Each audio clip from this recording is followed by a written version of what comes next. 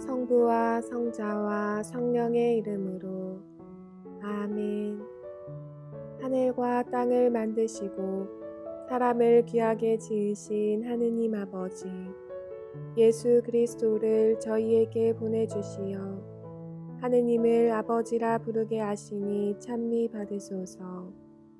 살아있고 힘이 있는 말씀으로 주님께서 친히 저희에게 사랑을 알려주시고 삶의 뜻을 깨우쳐 주시니 감사하나이다.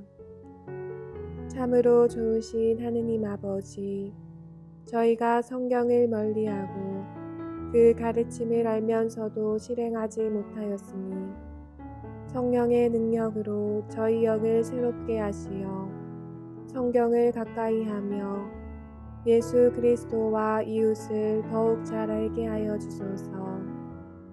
저희 구원을 간절히 바라시는 하느님 아버지, 저희가 성경을 생명의 말씀으로 받아들여 믿고 기도하고 살며 선포하게 하시고 언제나 예수 그리스도를 통하여 성령으로 하나 되어 아버지께 나아가게 하소서. 우리 주 그리스도를 통하여 비나이다. 아멘. 성부와 성자와 성령의 이름으로 아멘. 열린 성경 강좌에 오신 여러분 환영합니다.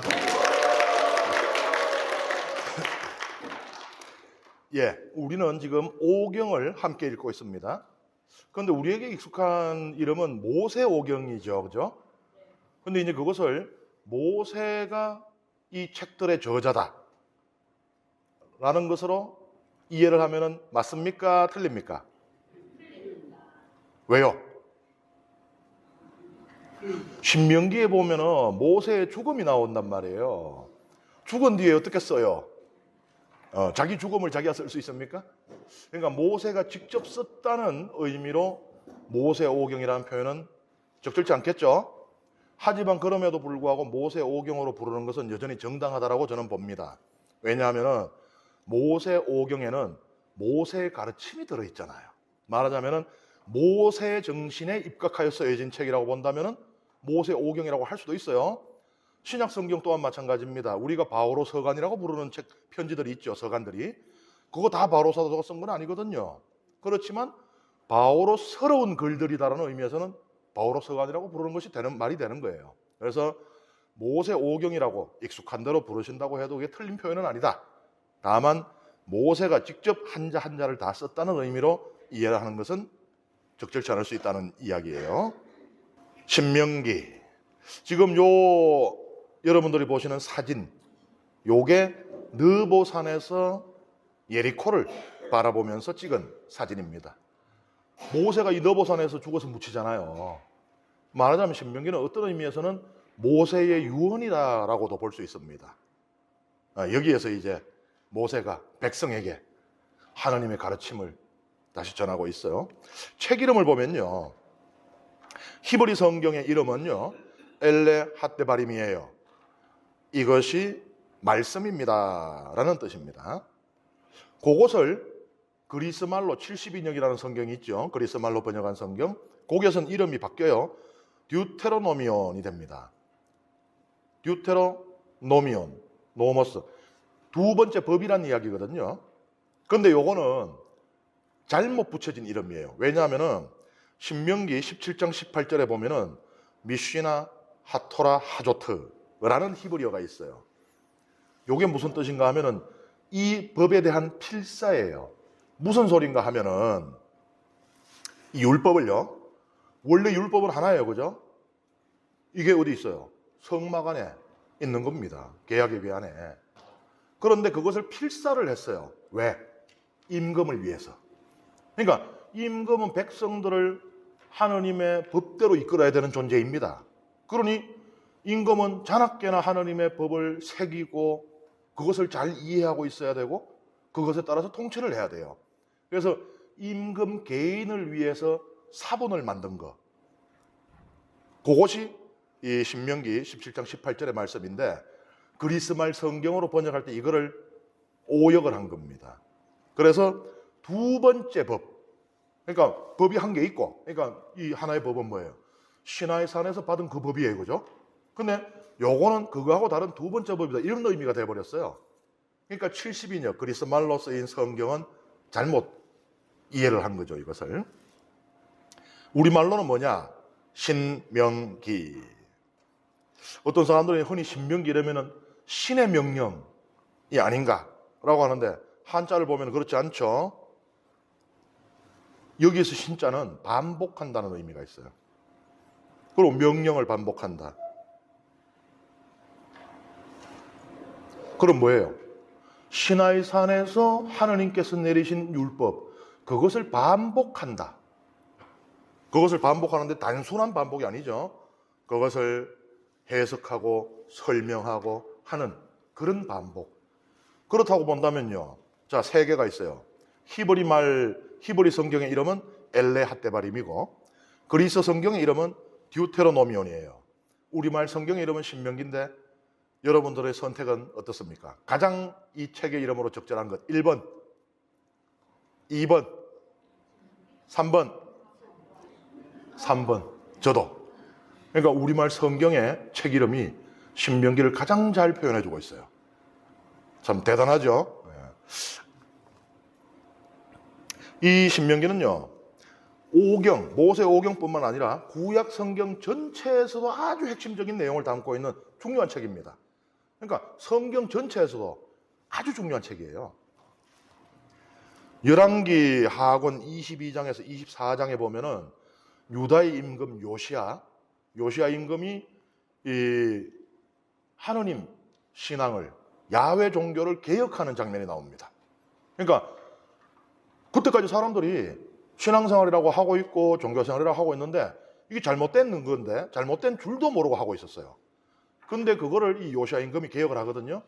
근데 요시야 임금이 어떻게 그럴 수 있었는가 하면은, 그때 성전에 이제 보수, 그러니까 뭐 성당도 그렇잖아요. 항상 보수 공사가 있잖아. 의대가 고장이 나고, 좀 신간 좀 편하다 싶으면 돈 내놔라 하잖아, 집이.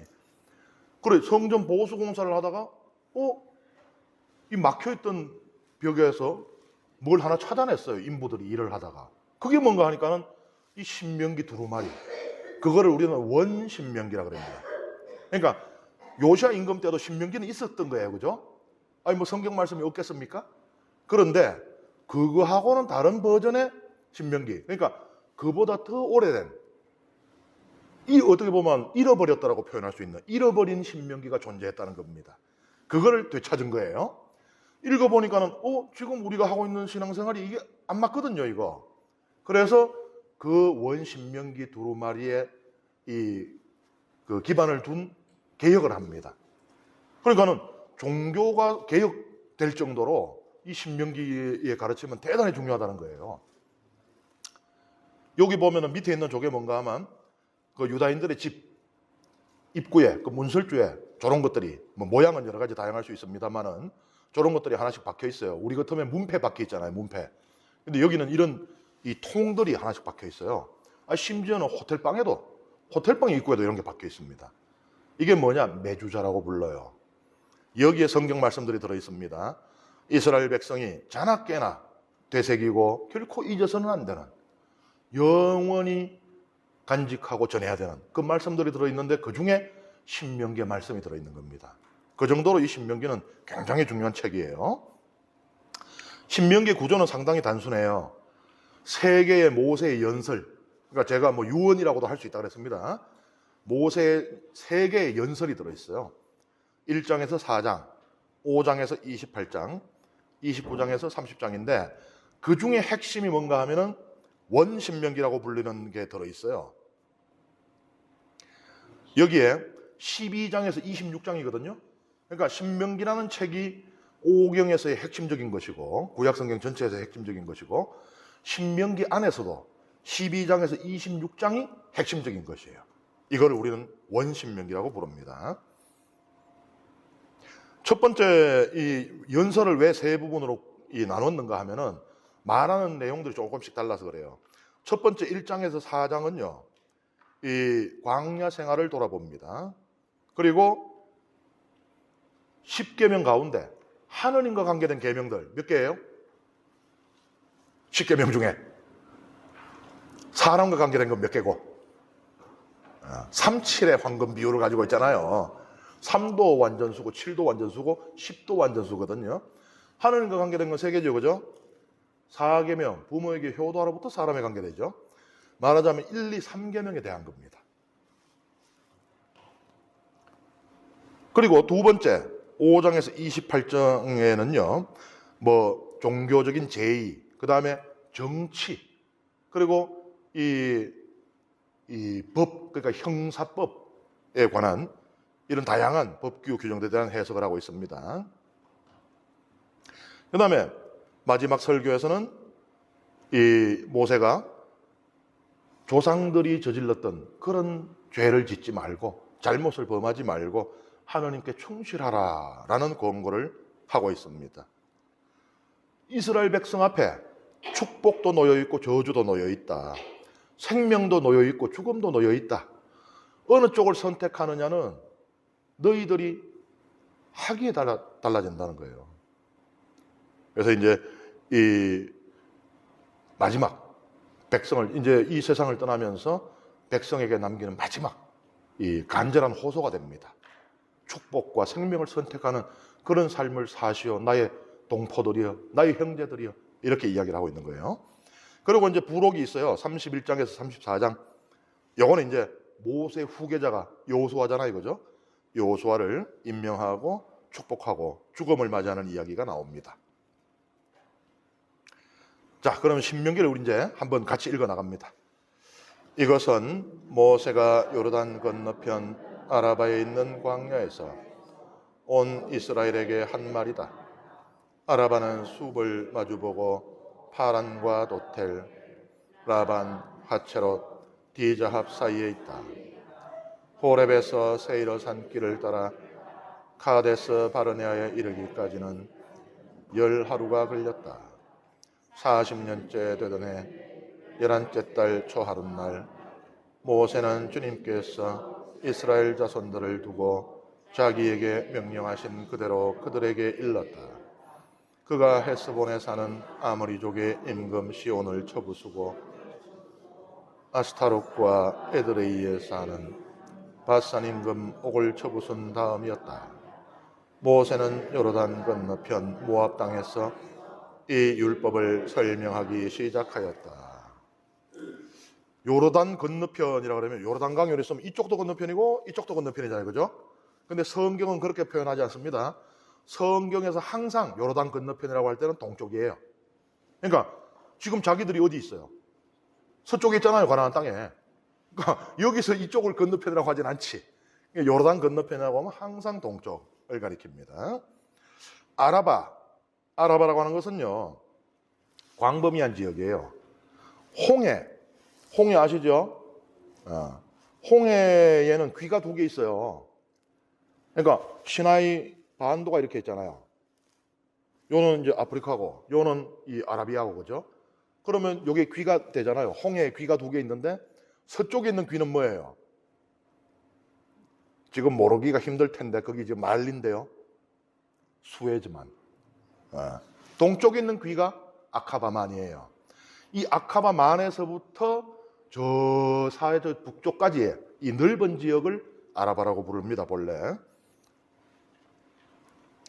여기에는 지금 이스라엘 백성이 가나안으로 들어가려고 이제 신발끈 메고 있는 모압 평야가 포함이 되는 겁니다. 그리고 지금 보면 이제 40년째 되던 해 11째 달 초하룻날, 그러니까 40년 11월 1일이에요. 이집트 탈출한 지. 그러니까 이 성경에 나오는 연대는요, 절대적인 연대를 쓰질 않아요. 우리처럼 뭐 2024년 뭐 몇월 며칠 이런 식으로 쓰질 않고, 우리 옛날 조선시대만 해도 왜 성종 몇 년 뭐 이런 식으로 쓰잖아요. 이 상대적인 연대죠, 그죠? 성경의 연대도 상대적인 연대예요.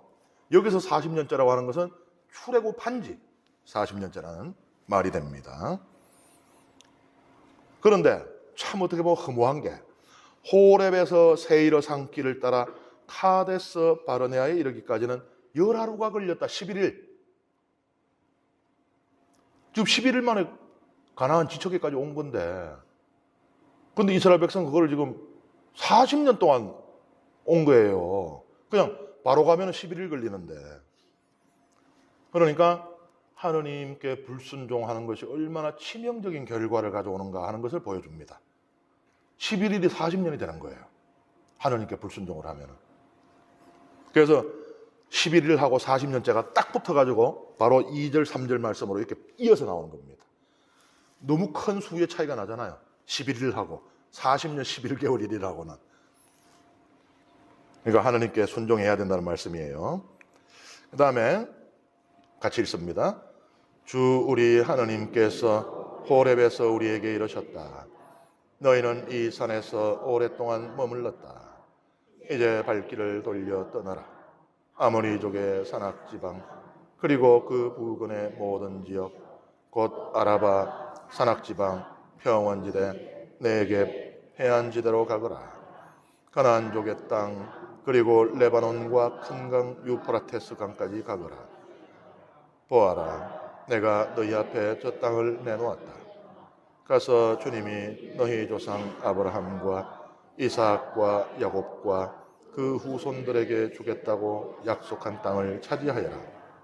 여기 보면 하느님을 주 우리 하느님이라고 그래요. 여기서 우리는 빼도 됩니다. 그러면 주 하느님이 되잖아요. 요것은 뭐 성경에서 자주 등장하는, 가장 많이 등장하는 하느님의 이름은 아니에요.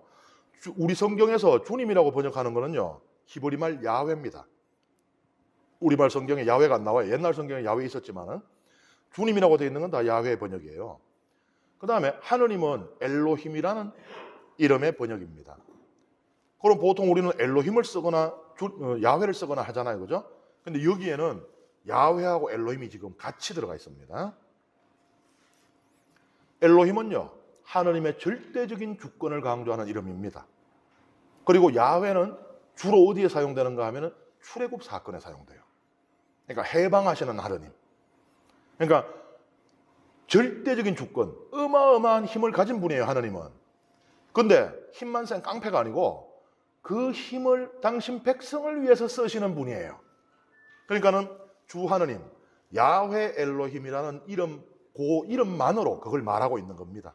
우리 하느님께서는 참으로 놀라운 분이시다.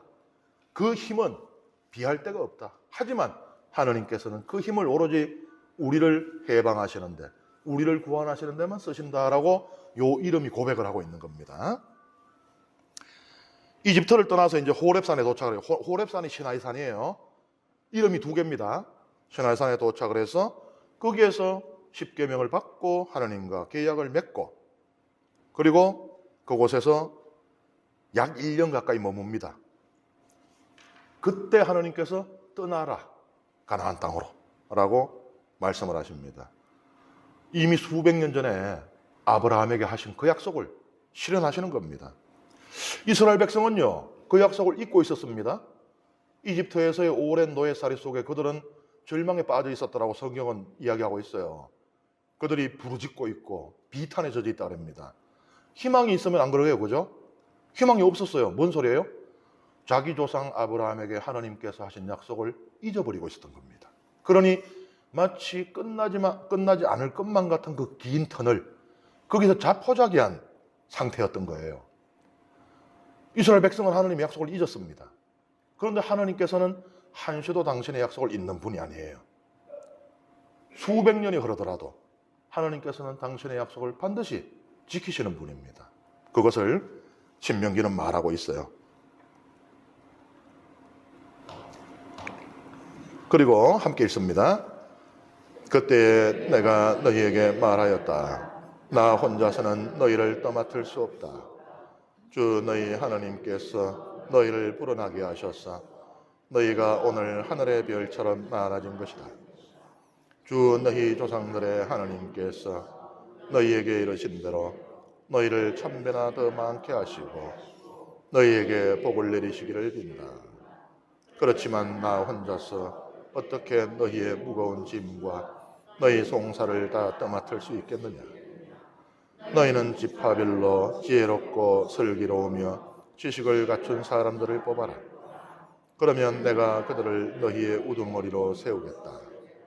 그러자 너희는 말씀하신 대로 하는 것이 좋겠습니다. 하고 나에게 대답하였다. 그래서 나는 너희 지파들의 우두머리들 곧 지혜롭고 지식을 갖춘 사람들을 데려다가 너희의 우두머리로 내세워 그들을 각 지파의 천인대장, 백인대장, 50인대장, 10인대장으로 그리고 관리로 삼았다. 또한 그때 나는 너희의 판관들에게 명령하였다. 너희 동족 사이에 문제가 생기면 잘 듣고 의롭게 재판하여라. 동족뿐 아니라 동족과 이방인 사이도 그렇게 하여라. 너희는 재판할 때 한쪽을 편들어서는 안 된다. 낮은 자의 말이나 높은 자의 말이나 똑같이 들어주어라. 재판은 하나님께 속한 것이니 사람을 두려워하지 마라. 그리고 너희가 감당하기 힘든 송사는 나에게 가져오너라. 내가 그것을 들어주겠다. 그때 나는 이렇게 너희가 해야 할 모든 일을 명령하겠다. 모세가 백성의 지도자인데 백성이 어마어마하게 많죠. 성경 기록에 따르면 장정만 해도 60만 명이니까 여인들, 아이들, 노인들까지 하면 수백만 명이겠죠. 혼자 어떻게 다 해. 그래서 도와줄 사람들이 필요한데요. 각 지파의 수장들 뽑는 장면을 회상합니다. 그런데 이거는 이미 우리가 탈출기에서 읽었던 부분이에요. 근데 탈출기하고 여기하고 차이가 있어요. 무슨 말인가 하면은 탈출기의 부분과 지금 이 부분이 속한 전성이 다르다는 말이에요. 그러니까 이쪽 전성은 이렇게 전해 내려왔고 이쪽 전성은 이렇게 전해 내려왔다는 것인데 탈출기에서는요. 이 시스템, 이 제도를 누가 제안을 하는가 하면은 모세 장인 이트로가 제안을 합니다. 어이 사위, 자네 이러다가 과로사하네. 또 쌍코피 흘리는구만. 그러다가 큰일 나네. 도와줄 사람들을 뽑아야 하네. 라고 했다고 나와요. 근데 여기에서는 신명기에서는 모세 자신의 생각으로 나오죠. 그죠? 모세의 결단을 강조하는 전성인 겁니다. 여기서 보면은 우리는 모세라는 인물, 모세뿐만 아니고 성경에 나오는 모든 인물들, 성인들, 그들은 슈퍼맨이 아니라는 것을 알 수 있어요. 모세 또한 나약한 한 인간일 뿐입니다. 그래서 모세도 도움이 필요한 것이에요. 다른 동료들의 도움이 필요한 것입니다. 그리고 그러한 모세가 하느님의 명예, 예라는 응답을 했는 이것이 놀라운 것이에요. 우리 성모님 마찬가지잖아요. 성모님도 나약한 한 인간일 뿐입니다. 뭐 어떤 분들은 성모님을 자꾸 신의 반열에 올리려고 우리 교회 역사적으로 보면 그런 역사들이 있어요. 어떤 때는 성모님을 제4위 하느님으로까지 그렇게 여긴 시대에 또 사람들도 있습니다. 그러니까 성부, 성자, 성령, 성모. 뭐 그게 아주 심했던 때들도 있어요. 근데 성모님은 그렇지 않죠. 나약한 한 인간입니다. 그 나약한 인간이 예라는 응답을 한 그것이 중요한 것이에요. 그냥 뭐 우리하고는 전적으로 다른 존재여서 그냥 그에게는 너무 그 일이 쉬웠던 게 아니고요. 그 고통을 감내하면서도 예라는 응답을 포기하지 않았던 그게 정말로 놀라운 것입니다. 하늘의 별이라는 표현이 있는데요. 이게 과장일까요? 아닐까요? 그러니까 이스라엘 백성의 수를 두고 하늘의 별처럼 많다는데 에이 과장도 심해, 뻥이 심해 라고 생각하는 분 손 들어보세요. 뻥이다. 뻥이 아니다. 왜요?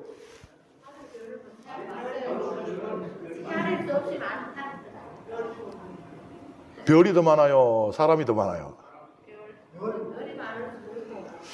고대라는 것을 생각해야 돼요. 고대예요. 고대인들이 파악할 수 있는 별의 숫자. 그러니까 옛날에는 뭐 허블 망원경 이런 거 없잖아요. 고대인들이 파악할 수 있는 별의 숫자가 3,000을 넘지 않았어요.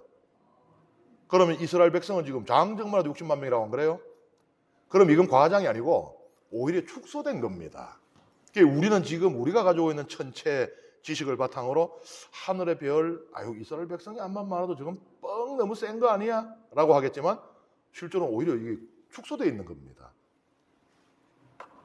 지파에서 천인대장, 백인대장, 50인대장, 10인대장을 뽑았다라고 합니다. 이들은 두 가지 역할이 있어요. 평상시에는 각 집안 내에서 판관으로서 역할을 합니다. 분쟁이 일어나잖아요. 그럴 때 그걸 조정하는 거. 그리고 무엇이 옳은지를 식별해 주는 그 역할이에요. 그러다가 근데 이들을 왜 대장이라고 이렇게 부르는가 하면은 전쟁이 일어나면은 이들은 다 지휘관이 됩니다. 그러니까 분대장, 소대장, 중대장, 연대장 이게 되는 거예요. 그래서 이들은 평상시의 역할과 전시의 역할이 이 두 가지가 다른 역할을 동시에 갖고 있어요. 그 모세는요. 모세는 평상시에는 대법관이고 전시에는 군대 총사령관이 됩니다. 그리고 여기 보면은 지도자의 덕목이 나와요. 세 가지가 나오죠. 지혜롭고 슬기로우며 지식을 갖춘 사람이다. 여기서 지혜로 번역된 히브리 단어가 호크마입니다. 호크마. 호크마는요. 우리 노하우 알죠? 노하우. 학습과 경험을 통하여 얻게 된 노하우. 그게 호크마의 중요한 의미입니다. 우리말로 번역하자면은 일머리 이렇게 번역할 수도 있어요. 아, 자는 일머리가 있어. 똑같은 일인데도 야는 30분 만에 아주 깔끔하게 처리를 하는데 어떤 사람은 하루 종일 붙들고 앉아 있는데 일이 점점 더 꼬여. 노하우가 있고 없고의 차이죠. 그죠? 이게 호크마의 큰 의미입니다. 탈출기에 따르면요. 성막 건설을 주도한 이들이 있어요. 거기서 예술적인 작품을 담당한 이들, 또 이 구조물을 담당한 이들, 이런 그 주도한 사람들이 있죠. 그 사람들을 호크마가 있는 자들이다 이렇게 불러요. 탈출기는. 노하우 있는 자들인 겁니다. 그런 사람들 해야지. 노가다의 10장이 제일 중요하잖아요. 노가다의 10장이 이 노하우 없는 사람을 시켜놓으면 어떻게 해요? 밑에는 아수라장 되는 거예요. 세멘트 갖다 놔야 되는데 물통만 잔뜩 갖다 놓고. 맞죠? 지혜롭지 않은 지도자가 이끄는 백성은 우왕좌왕, 오합지졸이 되기 마련입니다. 그래서 호크마, 이것이 지도자의 덕목 중에 첫 번째예요. 두 번째, 슬기. 요거는 히브리 말 빈의 번역입니다. 이 단어는 뭐냐면요. 첫 번째로 주의 깊게 보고 듣는 것을 의미해요. 그냥 근성근성으로 지나치면서가 아니고 주의 깊게 보고 듣습니다. 그를 통해 무엇을 얻게 되느냐? 제대로 된 이해, 식별을 얻게 돼요. 그러니까 그 사안을, 그 본질을 꿰뚫어 보게 되는 겁니다. 백성들은 곧잘 선동을 당합니다. 그렇죠? 카톡으로 뭐만 날라와도 난리가 나요. 뭐 보이스 피싱, 뭐 스미싱, 뭐 이런 것들 그게 왜 가능하겠어요? 선동을 잘 당하니까 그게 가능한 겁니다. 그런데 휘둘리지 않으면 그 사람들 다 굶어 죽을 거예요.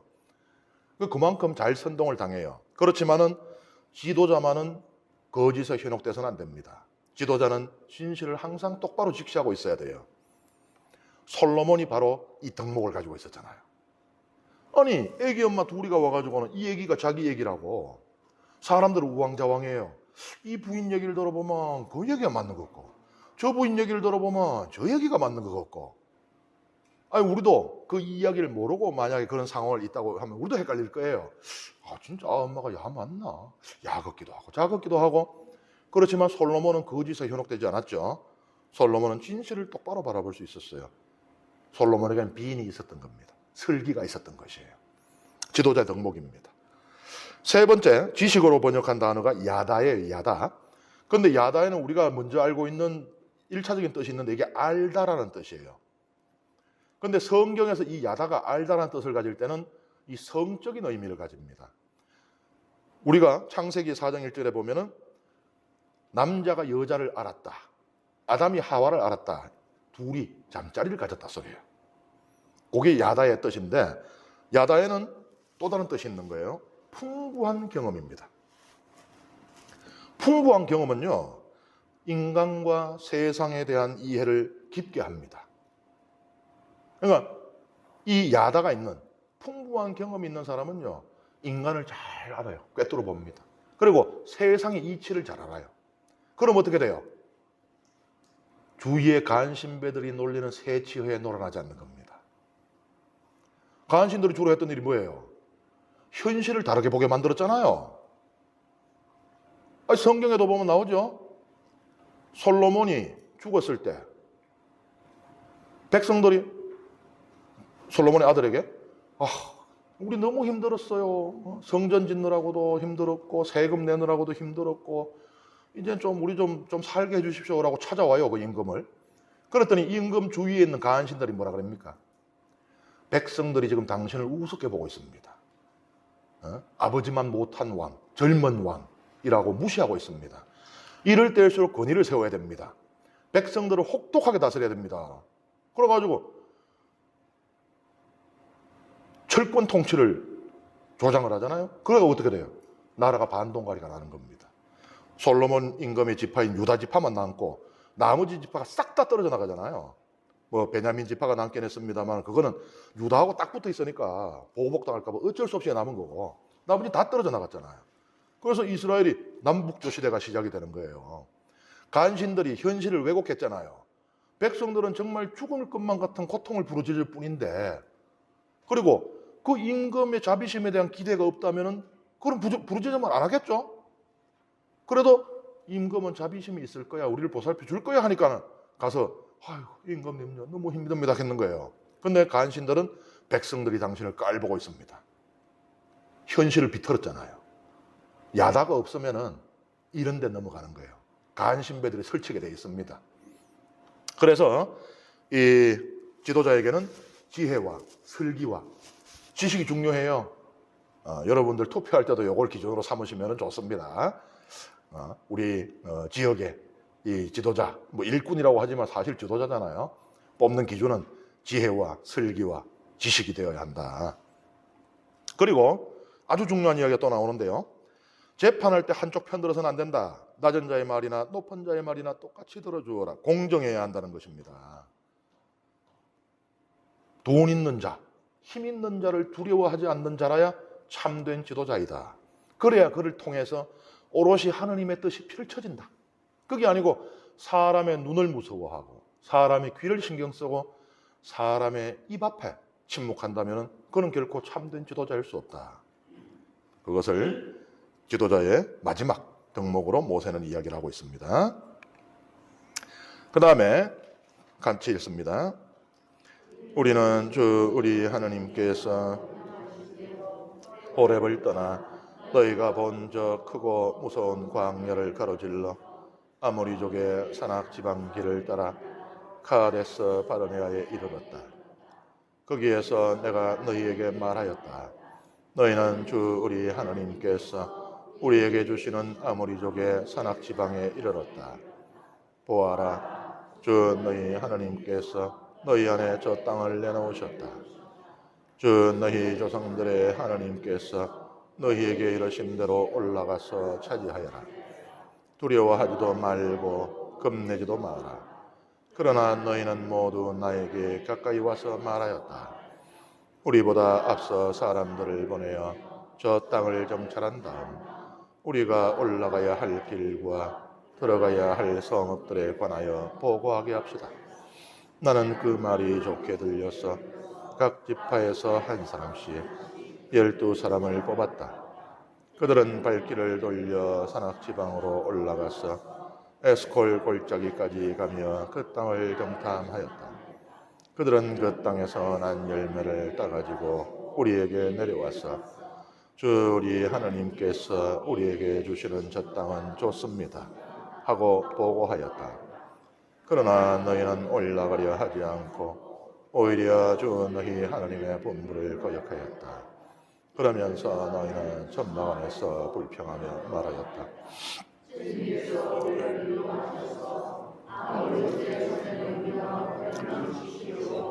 우리를 이집트 땅에서 이끌어내셨구나. 우리가 어디로 올라가야 한단 말인가? 우리의 흉년은 우람하고 키도 크다.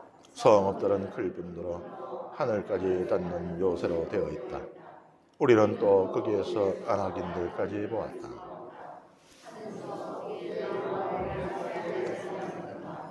그때 내가 너희에게 말하였다. 그들을 무서워하지도 두려워하지도 마라. 너희 앞에 서서 가시는 주 너희 하느님께서는 너희가 보는 앞에서 이집트에서 하신 것과 똑같이 너희를 위하여 싸워주실 것이다. 너희는 마치 사람이 제 아들을 업고 다니듯 주 너희 하나님께서 너희가 이곳에 다다를 때까지 걸어온 그 모든 길에서 줄곧 너희를 업고 다니시는 것을 광야에서 보았는데 그 광야에서도 그렇게 싸워주셨다. 그런데도 너희는 주 너희 하나님을 믿지 않았다.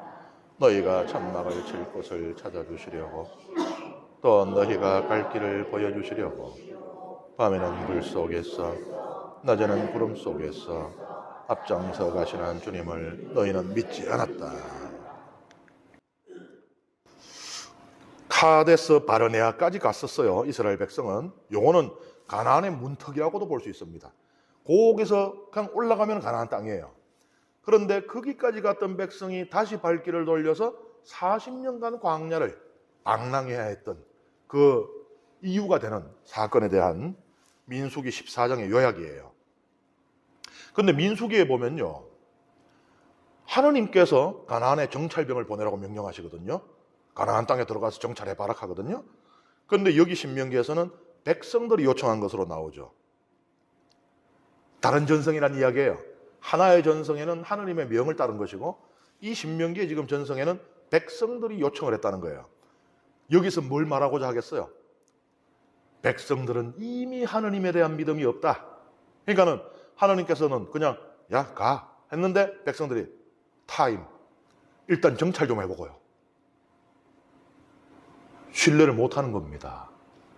하느님께서 자, 이 다리를 건너가 했는데 백성들은 잠깐만요, 좀 두드리 보고요. 못 믿는 거죠. 그걸 강조하고 있는 것이에요. 백성들은 하느님을 불신하고 있습니다.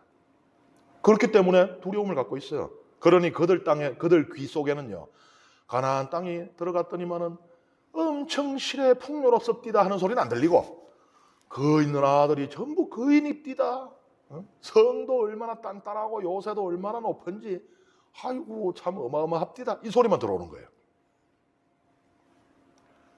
확정 편향이라고 있죠.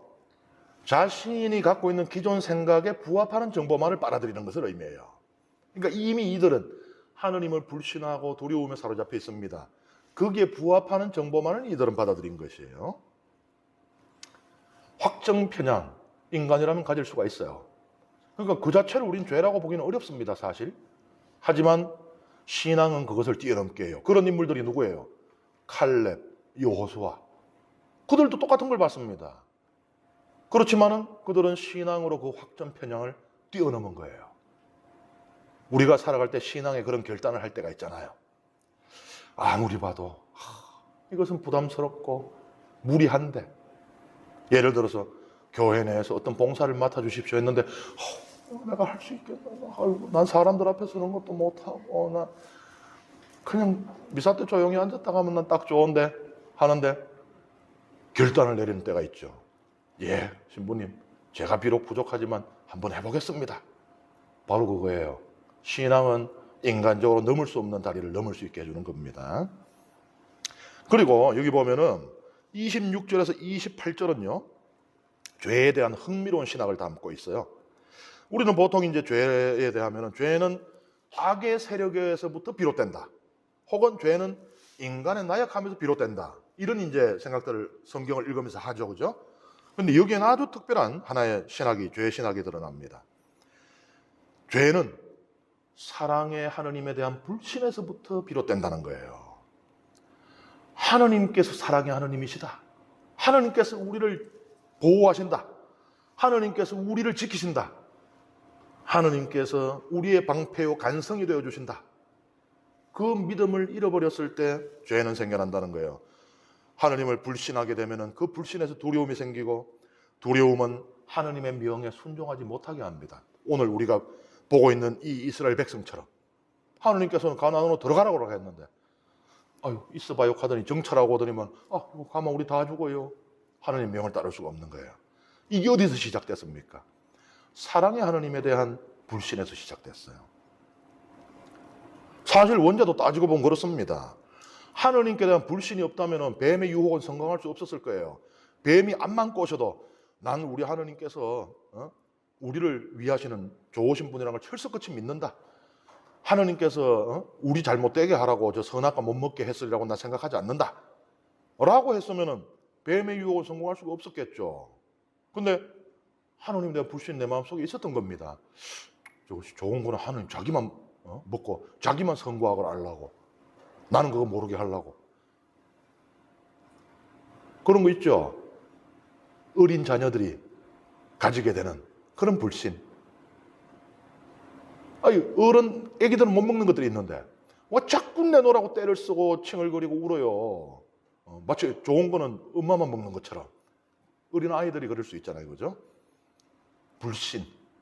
아유, 내한테 좋은 거면 주겠고 내한테 안 좋은 거니까 안 주겠지. 우리 엄마가 나를 그래 할 사람인가? 이 신뢰, 이게 있으면은 죄는 생기지 않는다는 건데요. 모세는 이스라엘 백성의 불신이 어디서 비롯됐는지를 말하고 있는데 망각에서 비롯되었다는 겁니다. 그래서 모세가 뭐라 그래요? 하느님께서 하신 일을 생각해 봐라. 이집트에게 하신 그 놀라우신 일, 당신의 크신 힘을 우리를 위하여 쓰시는 그 하나님, 우리를 사랑하시는, 우리를 위하시는 하나님, 그 하나님을 다시 또 올려보아라. 마치 엄마가 아기를 업듯이 우리를 그렇게 업고 오지 않았느냐, 하나님께서. 우리가 우리 힘으로 지금 이 광야를 건너왔느냐. 우리 힘으로 했으면 우리는 이미 다 굶어 죽거나 목말라 죽거나 아니면은 외적의 침입에 다 맞아 죽거나. 하나님께서 우리를 업고 여길 이 광야, 척박한 광야를 건너오지 않았느냐. 우리가 교회에서 하는 강론 시간에 가끔 들을 수 있는 그런 예화 있죠. 왜? 내 하느님과 함께 걷는 발자국이 있었는데 내 힘들 때는 발자국이 둘밖에 없더라는 거예요. 하느님이 날 버렸나? 그게 아니다. 그 힘든 곳에서는 하느님께서 너를 업고 걸으셨다. 그러니 발자국이 2개다. 하느님께서 광야에서 우리를 업고 건너셨다라고 그렇게 이야기를 하고 있습니다. 하느님의 능력보다 중요한 것이 우리를 위한 하느님의 선한 의지라는 거예요. 그래서 여기서 강조되는 것이 너희를 위하여 업고 다니셨다. 그것을 잊지 말아라고 모세는 이야기하는 겁니다. 우리 선조들이, 너희의 선조들이 저질렀던 그 죄는 불신에서 비롯되었고 불신은 망각에서 시작되었다는 거예요. 그러니 잊지 말아라. 그러니까 신명기 특히 강조합니다. 모세오경 전체가 그렇지만 신명기가 특히 강조하는 게 기억하라. 기억하라. 우리 교회도 이 전통을 받아들이고 있어요. 그래서 우리는 매일 한 번씩 무슨 얘기를 듣습니까? 미사 때. 너희는 나를 기억하여 이를 행하여라. 기억입니다. 기억을 잃으면요, 망각하면 불신하게 됩니다. 불신하면 죄를 안 지을 도리가 없어요. 그래서 우리는 이스라엘 백성이 하느님께서 이집트에서 이 광야에 이르기까지 하신 일들을 항상 기억해야 하듯이 우리는 예수 그리스도께서 우리를 위하여 하신 그 일들을 항상 기억해야 되는 겁니다. 실제로 그것을 기억하고 하지 않고가 우리 신앙에 어떤 영향을 미치고 있는지 우리는 신앙생활의 체험으로 잘 알고 있잖아요. 우리가 정말 힘들고 절망적인 순간이라 생각할 때 예수 그리스도의 십자가를 생각하면 어떻습니까? 지금 이 시련 내가 견뎌낼 수 있습니다. 그리고 이것이 오히려 나에게 영적인 유익이 되게 할 수도 있어요. 하지만 그걸 잊어버리는 순간 어떻게 돼요? 나는 버림받았다. 혹은 하나님은 애초부터 없었다.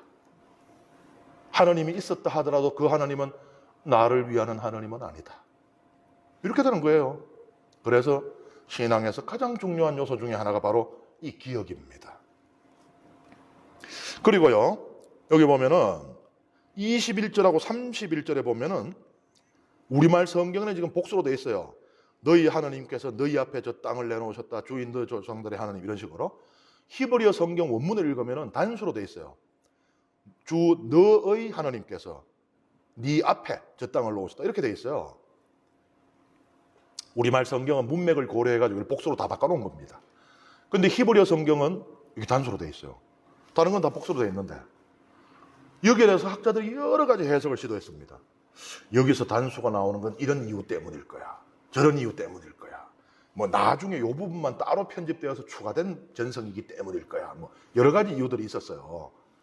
그런데 현재까지도 학자들 사이에 일치된 견해가 없어요. 말하자면 이게 왜 요 2 구절에만 단수가 나오는지 우린 모른다 소리입니다. 이게 무엇을 말합니까? 성경은 아직도 우리에게 미지의 세계다. 성경은 읽어도 끝이 없는 겁니다. 읽을 때마다 우리에게 조금씩 그 신비로운 얼굴을 조금씩 드러내요. 성경 자체가 신비해요. 우리는 성부, 성자, 성령, 삼일체 하느님을 신비라고 고백을 하죠. 하느님의 아드님이 사람이 되신 것을 신비라고 고백을 하죠. 그런데 성경 자체가 신비입니다. 신비가 뭐예요? 아무것도 모르는 것은 신비가 될 수 없습니다. 다 아는 것도 신비가 아니에요. 신비는 아는 것이 있고 모르는 것이 있어야 신비인데 바로 성경이 딱 그렇잖아요. 우리가 다른 구절들은 다 이해를 했죠 지금. 근데 이 두 구절에 왜 단수가 있는지 우리는 지금 모르죠. 성경이 신비입니다. 그래서 성경 앞에서 우리는 교만하지 말아야 되고 항상 겸손하게 그 신비를 찾아 나가는, 그러니까 성경 독서 자체가 이미 대단한 신앙의 행위예요. 네, 오늘 강의는 여기서 마치겠습니다.